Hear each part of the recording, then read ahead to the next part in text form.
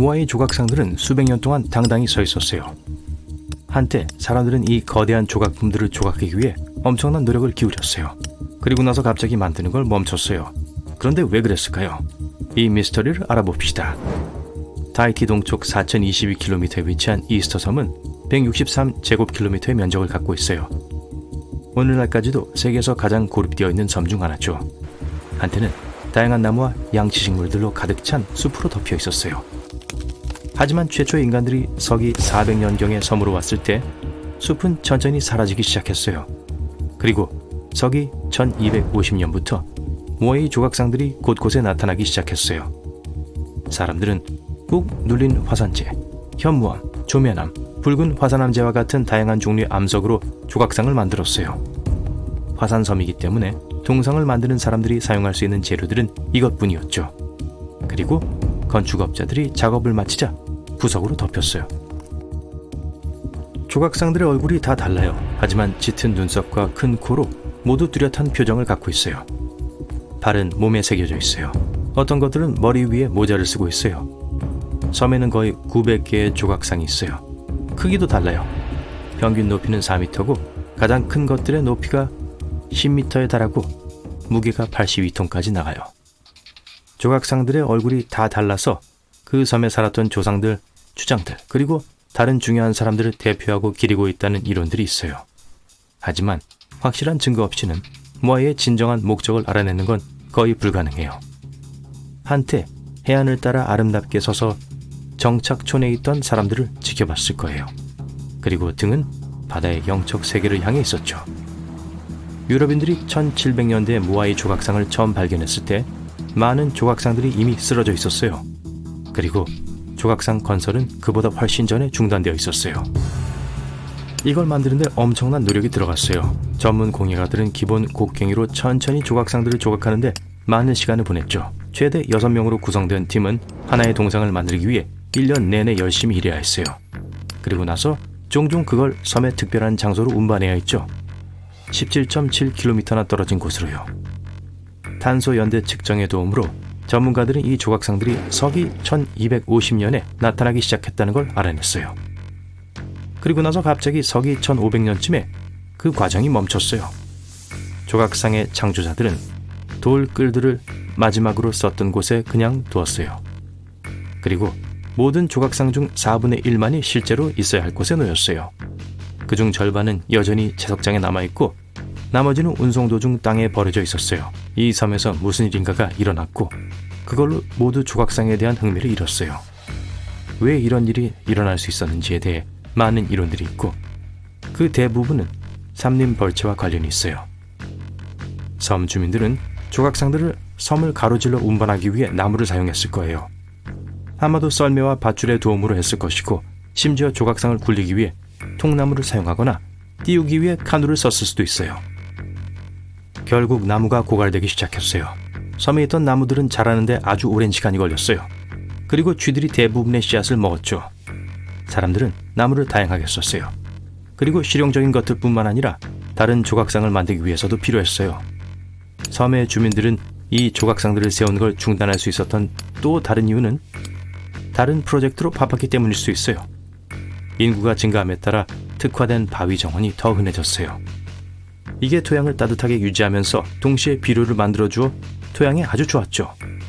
섬 주민들은 이 바위 정원을 만드는데 더 많은 시간과 노력을 들였어요. 그래서 조각상을 만들고 옮기는 데 집중할 시간이 충분하지 않았던 거예요. 다른 이론에서는 사람들이 믿는 게 시간이 지남에 따라 변했다고 제안하고 있어요. 아마도 섬 사람들은 한때 그 조각상들을 조상들과의 연결로 보았을 거예요. 그러나 얼마 후 힘과 인내의 과실을 묘사하는 의식들이 더 널리 퍼졌어요. 그리고 이런 의식들로 섬 사람들은 바다새와 관련된 그림을 조각하기 시작했어요. 바다새가 섬의 대표 동물이 됐죠. 사람들은 조상들이 조각상 대신 새들을 통해 자기들을 보고 있다고 믿기 시작했어요. 그래서 더 이상 모아이를 만들 이유가 없어진 거죠.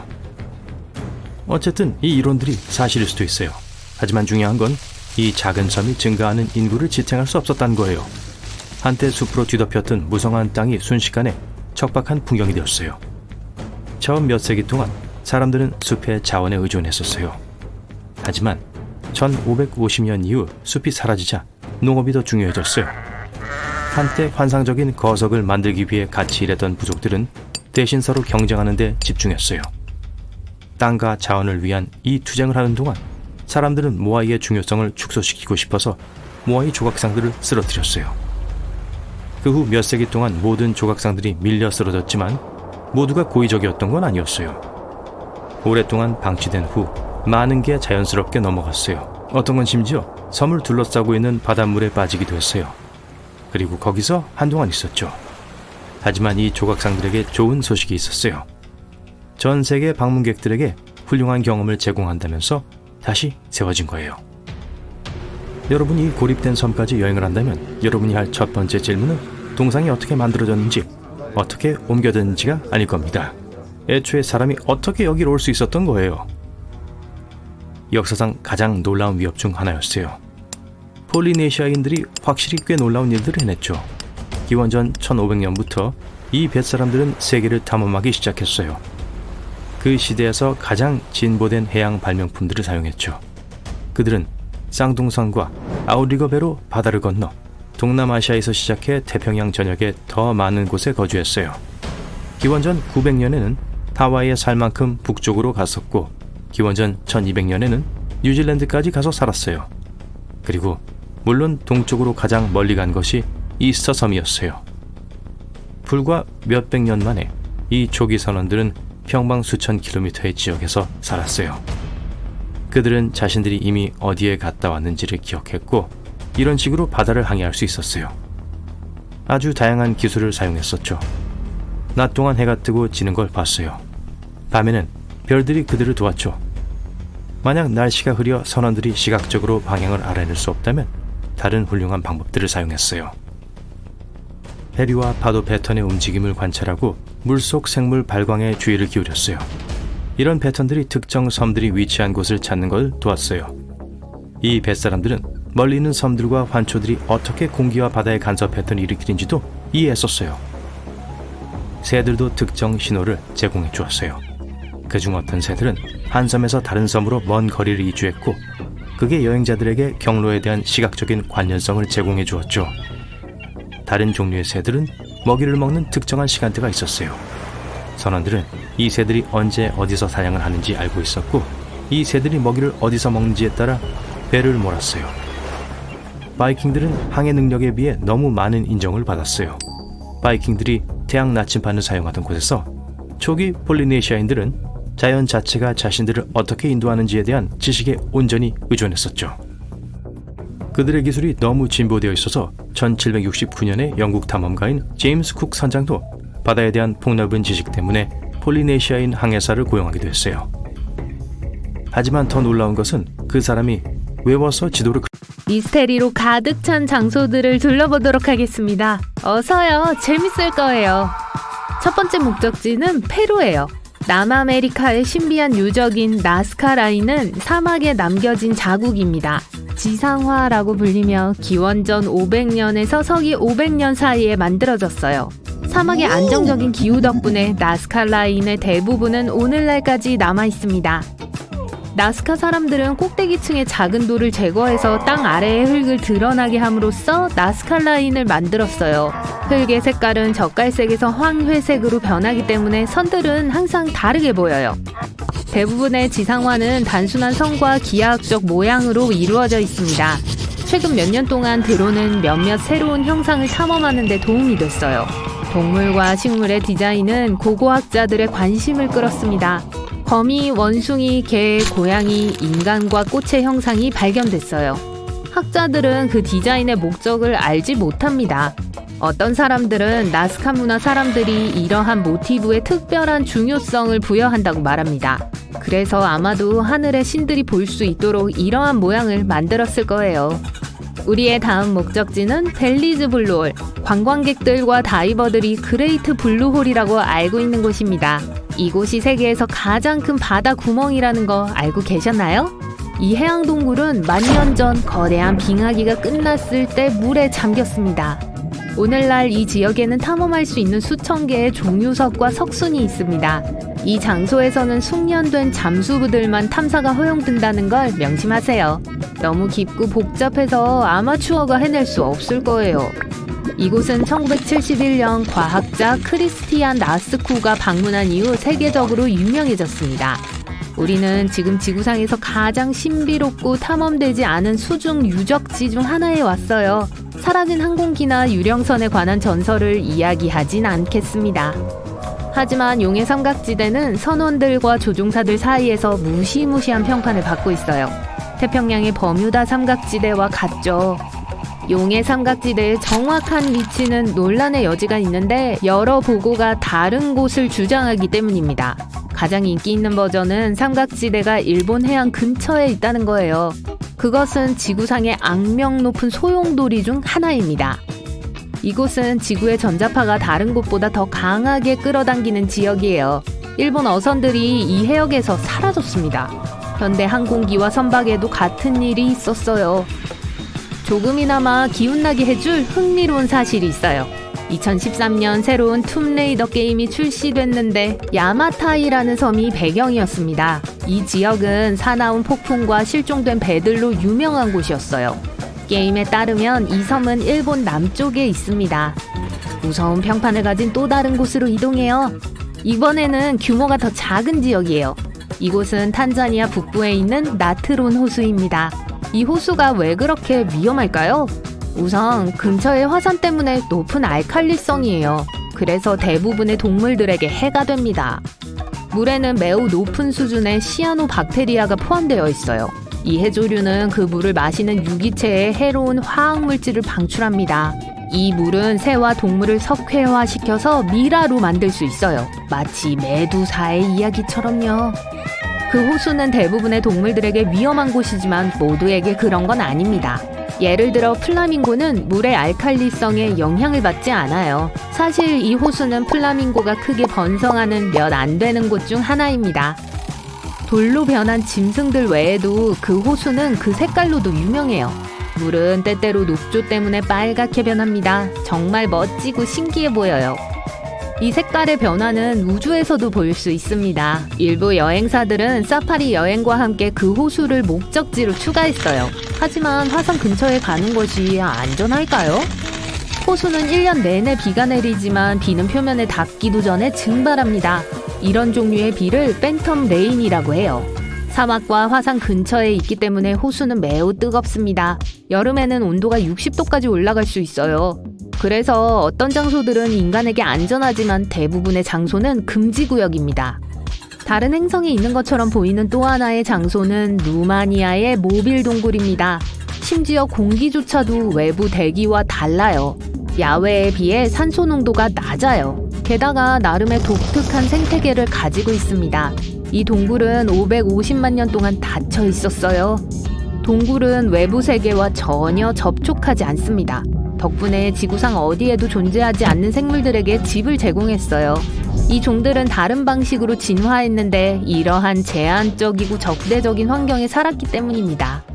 예를 들어 모빌 동굴의 대부분의 동물은 눈 없이 태어나고 피부는 거의 반투명하며 더듬이는 특히 길어서 어둠 속에서 돌아다니는데 도움이 돼요. 동굴은 매우 습하고 따뜻합니다.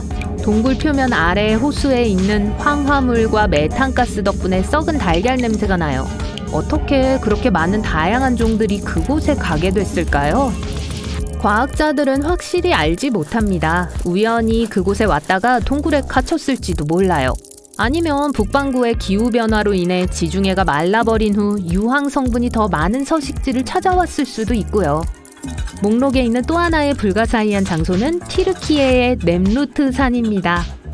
이 산에는 사원과 무덤이 있는 기념비가 있어요. 후기 헬레니즘의 왕 안티오쿠스에 의해 지어졌습니다. 넴루트 산에는 왕의 동상, 2마리의 사자, 2마리의 독수리, 제우스, 헤라클레스 그리고 아폴로의 동상이 있어요. 조각상들은 한때 실물 크기였습니다.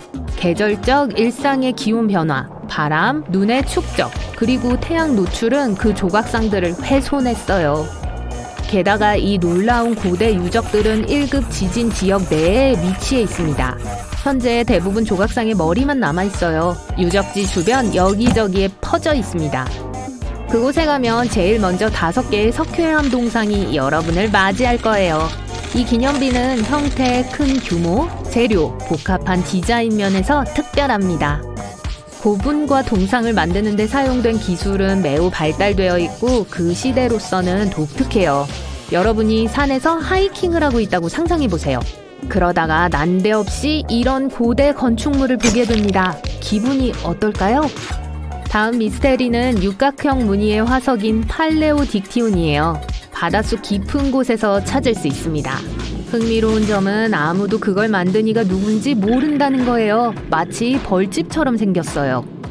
꿀벌이 만들었을 리는 없어요. 물속에서 벌집을 만들 수는 없으니까요. 그렇다면 무엇이 이 대칭적인 창조물을 만들었을까요? 그것들이 흔적 화석인지 아니면 독립적인 유기체 그 자체인지는 아직 밝혀지지 않았습니다. 이 수세기 동안 지속된 미스테리에 대한 확실한 설명은 없어요. 구부러진 숲에 대해 들어본 적이 있나요? 폴란드에 있는 기괴한 숲입니다. 400그루가 넘는 소나무들이 줄기에서 거의 90도로 꼬여 있어요. 당연히 이 장소는 으스스한 이야기로도 유명합니다.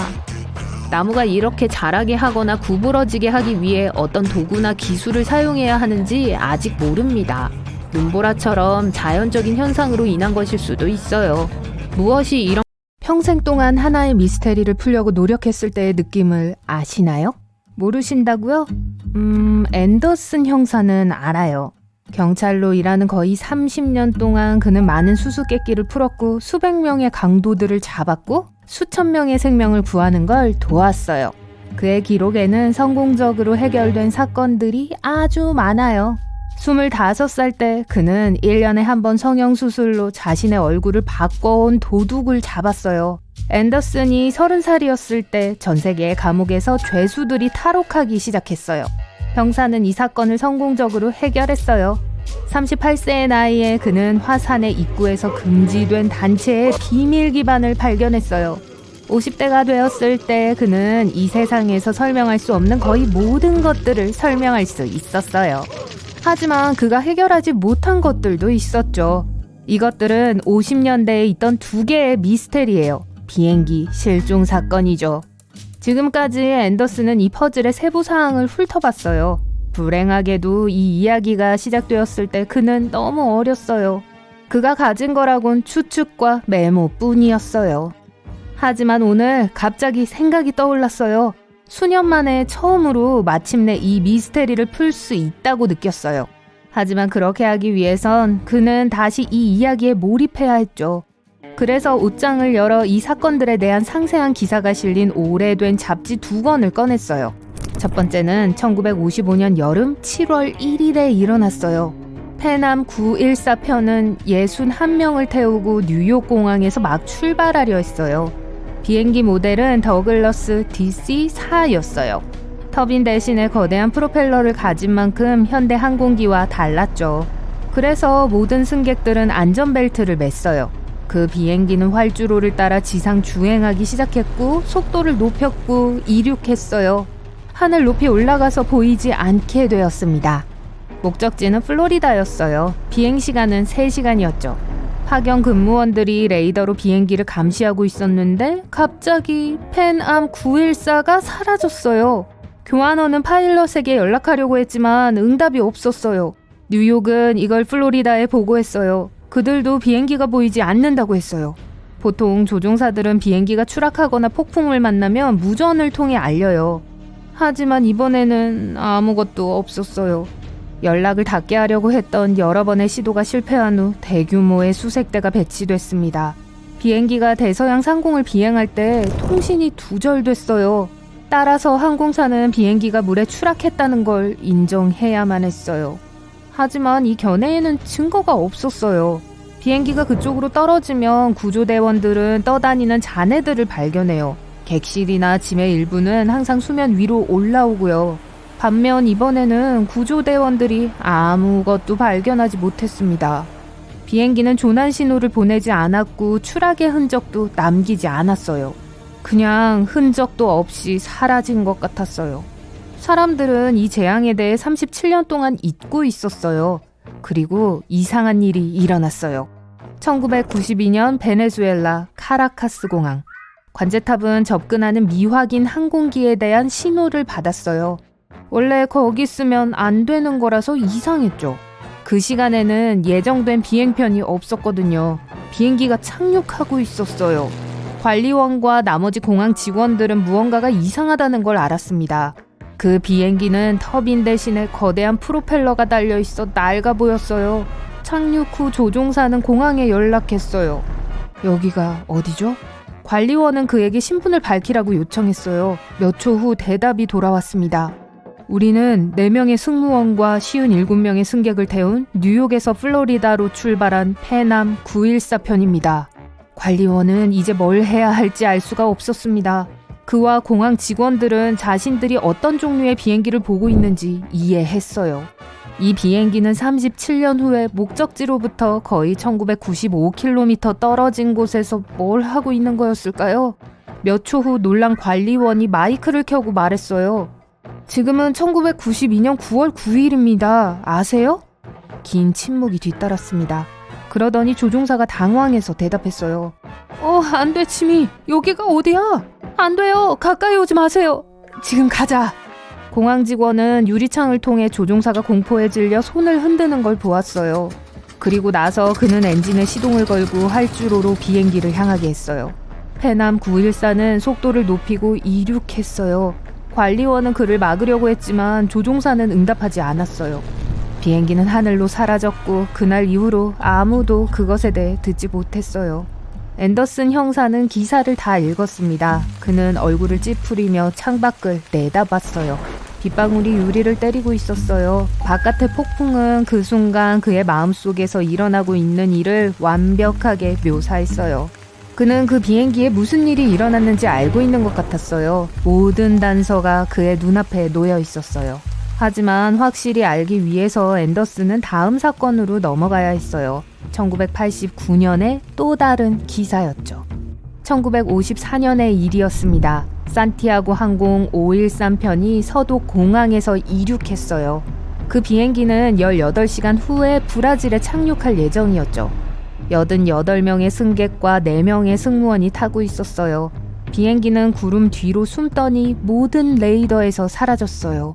항공교통 관제사들은 조종사들과 연락을 취하려고 했지만 응답이 없었어요. 18시간 후 그들은 브라질의 공항에 연락을 했어요. 그 관리원들은 이 비행기의 착륙을 확인하지 못했고 조종사들에게도 연락할 수 없었어요. 수색 작업은 몇 달 동안 계속되었지만 패남 914 사건처럼 아무것도 발견하지 못했어요. 비행기는 대서양 위를 비행하는 동안 레이더에서 사라졌어요.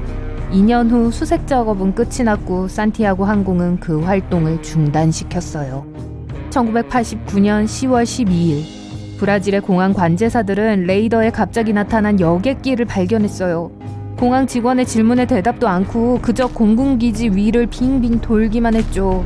몇 분 후 비행기가 착륙했고 아무것도 없었어요. 아무도 경사로를 열지 않았습니다. 승객들은 나오지 않았어요. 조종사들은 응답하지 않았고요. 비행기는 완벽한 상태에 있었어요.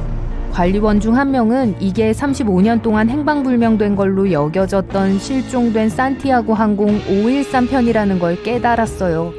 공항 직원들이 비행기에 다가가 문을 열었어요. 그들이 거기서 본 건 충격적이었어요. 경찰, 세관 직원, 의사, 형사, 그리고 다른 공항 직원들이 비행기 주위에 모였어요. 아무도 다음으로 뭘 해야 할지 몰랐어요.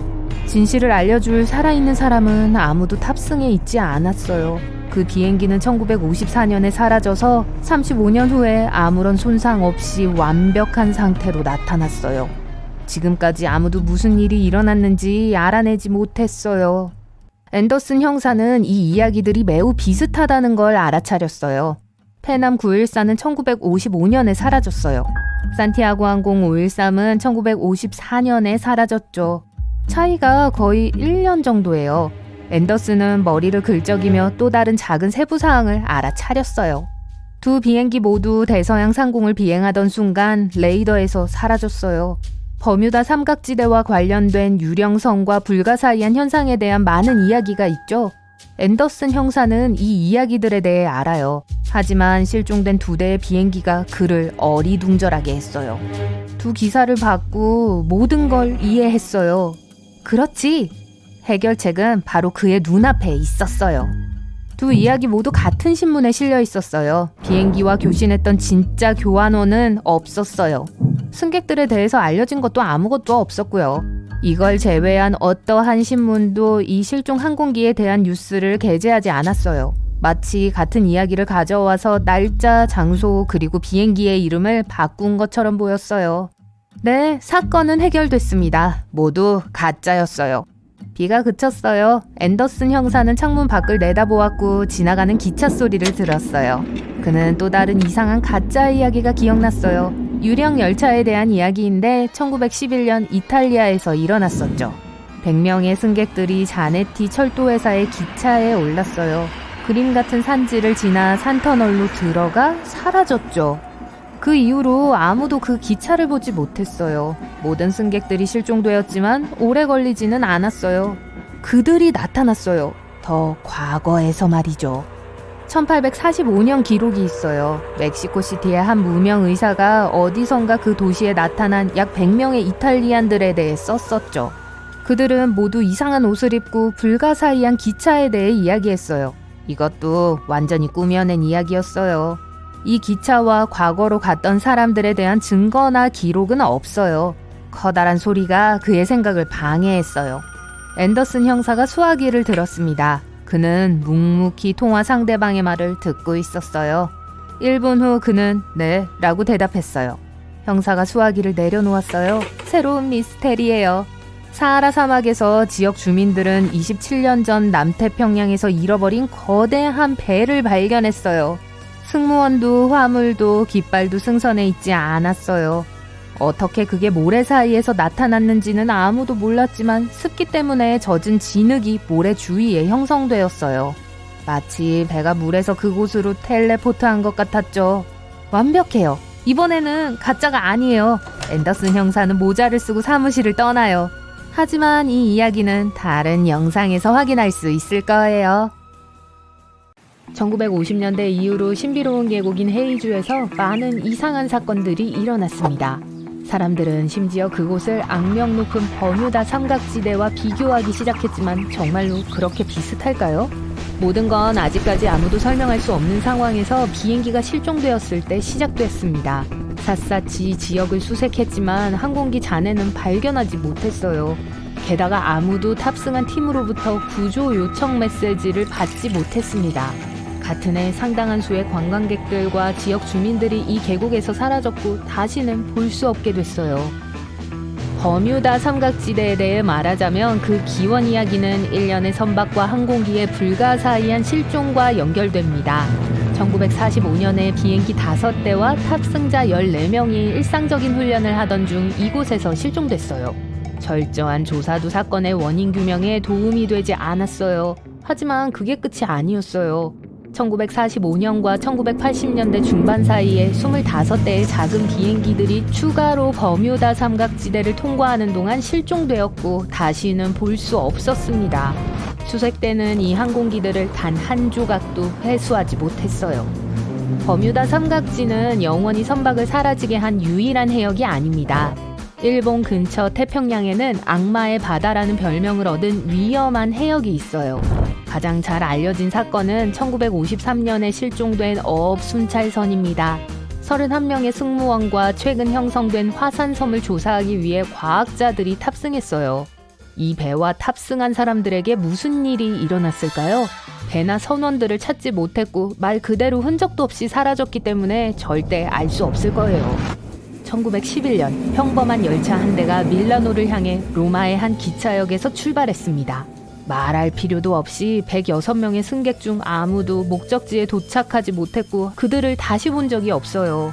이 사람들과 기차에 무슨 일이 일어났을까요? 정말 영원히 사라졌을까요? 어떤 사람들은 이것이 사실이 아니라고 생각해요. 여행의 마지막 무렵 기차는 긴 터널을 통과하기로 되어 있었습니다. 기차는 터널 안으로 들어갔지만 터널의 다른 쪽 끝으로는 나오지 않았어요. 기차의 흔적은 아무것도 남지 않았고 말 그대로 허공으로 사라진 것처럼 보였어요. 탑승자 중 2명만 발견됐지만 당시 상태가 좋지 않았고 이들의 이야기는 앞뒤가 맞지 않았어요. 그들은 짙은 안개에 대해 말했는데 너무 무서워서 그냥 뛰어내렸다고 했습니다. 15년 후 104명의 이탈리아 사람들이 멕시코시티에 나타났는데 로마에서 기차를 타고 도착했다고 주장했다는 이야기가 퍼졌습니다. 이것만으로도 충분히 이상하지만 이 이야기는 기차가 애초에 출발하기 66년 전인 1845년에 보고됐어요. 물론 그 당시에는 아무도 이 사람들을 진지하게 받아들이지 않았어요. 하지만 궁금해하지 않을 수 없어요. 정말로 로마 터널을 통해 시간여행을 했을까요? 아니면 그저 도시 괴담일 뿐일까요? 어떻게 생각하세요?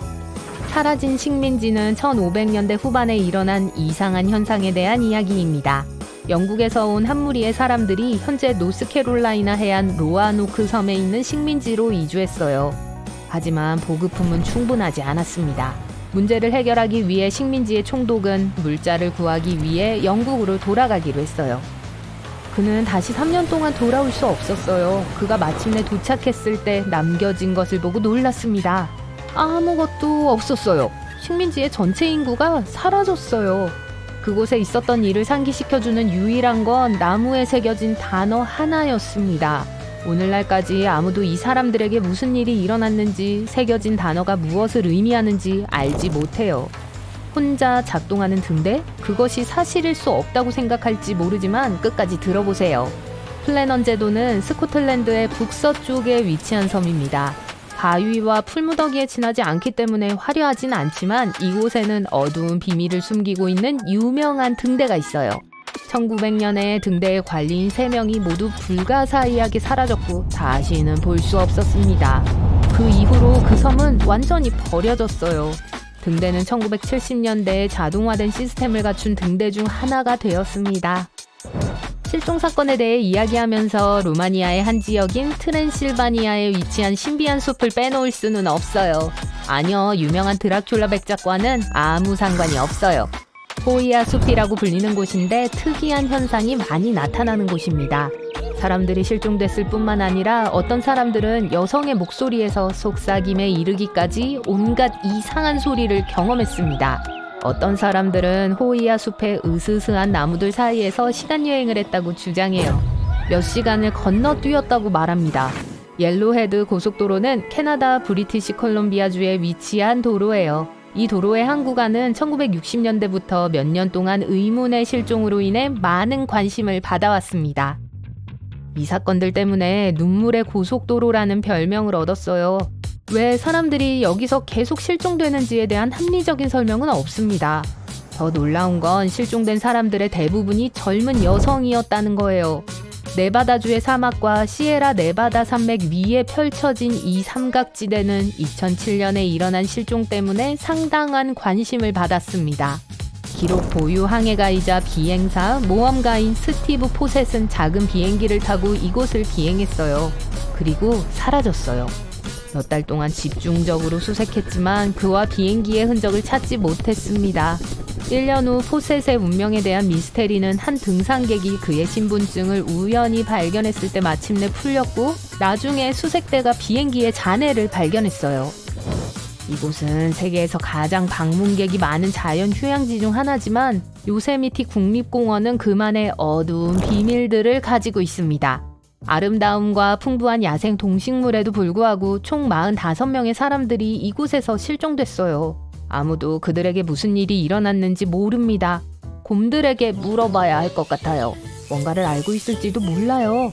심지어 공원의 한 지역에서 사라진 사람들이 전혀 다른 장소에서 갑자기 나타난다는 이야기도 있어요. 하지만 매년 300만 명 이상의 사람들이 공원을 방문하고 있습니다. 배가 침몰하면 최소한 해저에서 그 조각이 발견될 거라고 생각할 거예요. 그렇죠? 슈페리어호가 아니라면 말이죠. 슈페리어호는 미국과 캐나다의 국경을 따라 위치해 있고 이곳에서 실종된 많은 선박들로 유명합니다. 물론 폭풍이 원인일지도 모르지만 왜 어떤 배들이 호수 바닥에서 단 한 조각도 발견되지 않고 완전히 사라졌는지를 설명하지 못합니다. 하지만 매년 많은 관광객들이 이곳을 방문해요. 그들은 스쿠버 다이빙을 하면서 아직도 이곳에 놓여있는 일부 선박의 잔해를 봅니다. 이 호수 바닥에는 유명한 에드먼드 피츠제럴드호의 잔해도 남아있어요. 1958년 6월 7일 항해 당시 북아메리카의 5대5에서 가장 큰 배였고 오늘날까지도 이 지역에서 침몰한 가장 큰 배입니다. 다른 사건들과 비슷하게 침몰의 정확한 원인은 미스테리로 남아있어요. 곰팡이는 어디에나 있어요. 냉장고에 있는 오래된 레몬에 덮인 걸 봤을 수도 있어요. 네, 곰팡이입니다. 매트리스와 욕실 타일에서 곰팡이를 발견할 수도 있어요. 전 세계에는 수백만 종의 곰팡이가 존재할 수 있고 그중 대부분은 아직 발견되지 않았어요. 곰팡이 중에는 냉장고의 어두운 구석에 있는 곰팡이처럼 인체에 무해한 것도 있어요. 그리고 다른 것들은 살아있는 생물을 좀비로 만들 수 있어요. 이건 영화가 아니라 현실입니다. 열대우림을 방문해서 동충하초 곰팡이가 어떻게 곤충의 삶을 악몽으로 바꾸는지 살펴볼게요. 거의 보이지 않는 작은 곰팡이 포자가 공중에 떠다니다가 개미의 등에 떨어집니다. 개미는 아무것도 눈치채지 못하고 하루 종일 군집을 위해 일해요. 그 사이 포자는 개미의 몸을 뚫고 들어가요. 며칠 후 개미의 행동이 이상해집니다. 불쌍한 개미는 떨고 잠을 잘 못 자고 먹이를 충분히 먹지 않아요. 다른 개미들은 이 개미를 위협으로 여기며 개미집에서 쫓아내요. 하지만 감염된 개미는 더 이상 자신의 삶을 통제할 수 없기 때문에 돌아오려 하지 않죠. 곰팡이는 그 안에서 번식해요. 곤충의 피를 통해 몸 전체로 퍼져요. 곰팡이는 천천히 신경계 전체를 점령하고 근육을 제어하기 시작하며 뇌에 영향을 미쳐요. 개미의 행동을 변화시키고 개미의 의지와는 다르게 곰팡이가 원하는 방향으로 움직이게 만들어요. 이 시점에서 동물은 좀비로 변해요. 개미는 혼자 숲속을 돌아다니며 높은 곳을 찾아요. 풀잎, 식물 또는 덤불이 될 수 있어요. 다음으로 개미는 25cm 높이로 올라가 턱으로 줄기를 단단히 잡아요. 개미를 제거할 수 있는 건 아무것도 없어요. 개미는 더 이상 턱을 이완할 수 없기 때문이죠. 곤충은 며칠 동안 그곳에서 기다려요. 이 모든 시간 동안 곰팡이는 개미를 먹고 천천히 자라요. 개미로부터 다른 쪽으로 나오고 뒤틀리고 다른 방향으로 갈라져요. 그런 다음 기생충이 자라서 위로 올라와 수천 개의 작은 포자를 공기 중으로 방출해요. 포자는 숲 곳곳을 날아다니며 물이나 나뭇잎, 동물의 털, 숲속을 걷는 사람의 머리카락에 떨어져요. 이러한 거의 모든 장소에서 포자는 오래 살지 못해요. 하지만 일부는 숙주를 찾아요. 일부 포자는 일하는 개미가 있는 부위에 묻을 수 있어요. 그리고 곰팡이가 그들 중 일부에 떨어지면 모든 것이 다시 시작되죠. 이제 이 작은 괴물이 진화해서 사람들을 공격하기 시작한다고 상상해보세요. 과학자들은 인간의 체온이 곰팡이에 비해 너무 높기 때문에 이것이 불가능하다고 말했어요. 하지만 결국 지구 전체의 온도가 점차 상승하고 있잖아요. 이건 곰팡이가 온난화에 적응할 것임을 의미하죠. 그런 사건이 발생한다면 작은 포자가 귀, 코, 입을 통해 인체에 침투해서 혈액으로 들어가요. 거기에서 신경계의 번식과 포획이 시작됩니다. 환자는 열이 나고 환각을 경험해요. 곧 그들은 정신을 잃고 단 한 가지만 원하게 될 거예요. 다른 사람들과 곰팡이를 공유하는 거예요. 곰팡이가 개미를 턱으로 입에 단단히 달라붙게 만들 수 있다면 사람의 근육을 제어하고 힘을 증가시킬 수도 있겠죠. 하지만 감염된 사람들은 다른 사람을 공격하지 않아요. 그들은 건물이나 나무의 지붕에 올라가 영원히 잠들 거예요. 한편 곰팡이는 발아에서 포자를 방출해요. 포자는 바람을 타고 전 세계로 퍼져요. 감염 첫 몇 주 동안 사람들이 아직 충분히 준비되지 않은 상태에서 곰팡이는 빠르게 퍼져 지구를 장악할 거예요. 접촉을 피한 남은 생존자들은 지하에 숨어 벙커를 건설할 거예요. 그러면 우선 방독면이 금보다 더 귀해질 거죠. 하지만 인류의 생존이 사업보다 더 중요하다는 것을 사람들이 깨닫게 되면 방독면이 대중적으로 보급되겠죠. 끔찍하게 들릴지 모르지만 이 모든 것은 좋은 소식이에요. 감염자로부터 도망쳐서 그들과 싸울 필요가 없기 때문이죠. 모든 도시에 격리구역이 도입될 거예요. 사람들은 강력한 공기 환기 시스템을 갖춘 건물 내부에서 생활하고 방독면을 쓴 채로만 밖으로 나갈 거예요. 자신이 감염된 것을 알게 되면 침착하게 경찰에 알리고 도시를 떠날 거예요. 그들은 식량을 공급받고 그를 사랑하는 주변 사람들은 감염자가 잠들 때까지 방독면을 쓰고 그들과 함께 있어도 된다는 허가를 받게 됩니다. 거리 곳곳에 곰팡이가 있을 거예요. 건물의 지붕과 벽에 거대한 버섯 농장이 어떻게 자라는지 볼 수 있어요. 곰팡이 포자의 농도가 강하기 때문에 공기는 자욱한 안개와 비슷할 거예요. 하지만 방독면이 있다면 위험하지 않아요. 좀비 종말은 꽤 차분하고 조용할 거예요. 하지만 여전히 세상은 어려울 거예요. 곰팡이 때문이 아니라 다른 사람들 때문에요. 모든 도시가 정돈되지는 않을 겁니다. 무정부 상태가 세상을 지배할 거예요. 방독면을 쓴 약탈자와 강도가 거리를 걸어 다닐 거고요. 식량을 구하는데 많은 노력이 필요할 거예요. 도시의 전기는 24시간 내내 공급되지 않고 하루에 단 몇 시간만 공급될 거예요. 하지만 이 모든 시간 동안 사람들의 마음속에는 밝은 미래에 대한 희망이 있을 거예요. 과학자들은 적극적으로 백신을 연구하고 조만간 백신을 발명할 거예요. 하지만 곰팡이도 지나가겠죠.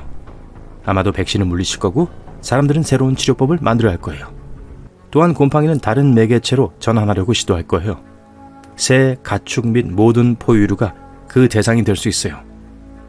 뿔에 곰팡이가 크게 자라고 있는 감염된 사슴을 상상해 보세요. 미생물이 세상을 지배하고 큰 생물의 개체수가 감소할 거예요.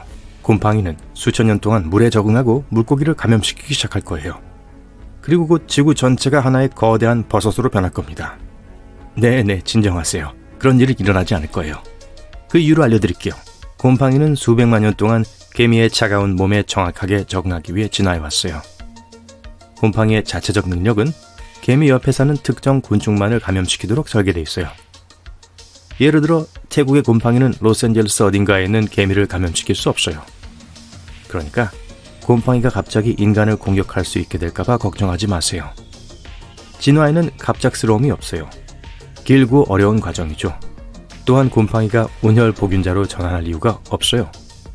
개미의 환경에서도 잘 적응하고 번식에도 문제가 없거든요.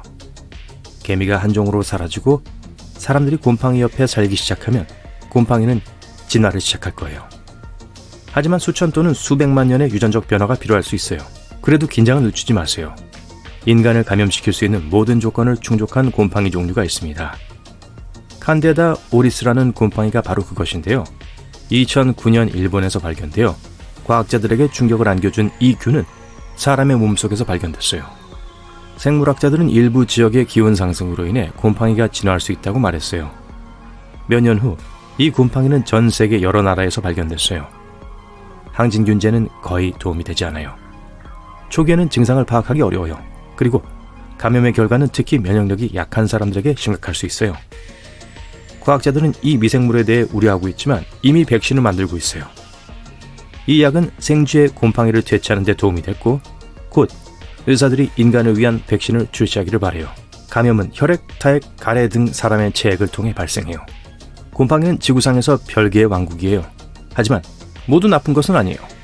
곰팡이는 지구가 생명을 유지하는 데 필요해요. 토양을 귀중한 물질로 풍부하게 하고 유해 물질을 소화하죠. 곰팡이는 수백만 년 전 식물이 물에서 나와 육지에 적응하는 데 도움을 줬어요. 오늘날 식물의 90%는 곰팡이 없이는 생존할 수 없어요. 균류는 거대한 그물처럼 보이는 유기체예요. 이러한 특수 튜브 네트워크를 균사체라고 해요. 우리는 버섯이라고 불리는 빙산의 일각만을 봅니다. 그건 하나의 형태가 아니에요. 변신하고 지하 미로를 통과하고 경로를 바꿀 수 있어요. 이것에 대한 정보도 많지만 그건 별개의 영상 주제가 되겠네요. 한편 버섯은 양파와 버터와 함께 약한 불로 볶으면 맛있어요. 한번 시도해 보세요.